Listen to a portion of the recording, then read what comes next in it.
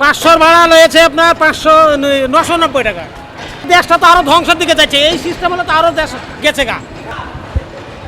500 ভাড়া 1000 টাকা নিয়েছে, এটাকে বলে ফাইন। নিচে থেকে 990 টাকা নিয়েছে। হ্যাঁ, কোথায় যাচ্ছেন? রাজশাহী যাচ্ছি। 500 ভাড়া রয়েছে আপনার 990 টাকা। এই থেকে কিভাবে দেখতেছেন এটা দুর্নীতি কিনা? হ্যাঁ, আর এই যে প্ল্যাটফর্মে দিচ্ছে বলে ফাইন সহ করে। কিসের ফাইন? কিসের হ্যাঁ, ফাইন? ট্রেনে আমি উঠিনি, তার আগে আমার ফাইন সহ নিয়েছে 990 টাকা। এই কালোবাজারিদের কি বলবেন, আর কি দুর্নীতি করতেছে কিনা? আরে এই দেশটা তো আরো ধ্বংসের দিকে যাচ্ছে, এই সিস্টেম হলে তো আরো দেশ গেছে গা। ভাই আর দৌড়ায়েন না, খুব খারাপ লাগলো। 520 টাকার টিকিট 990, এক কথায় শেষ।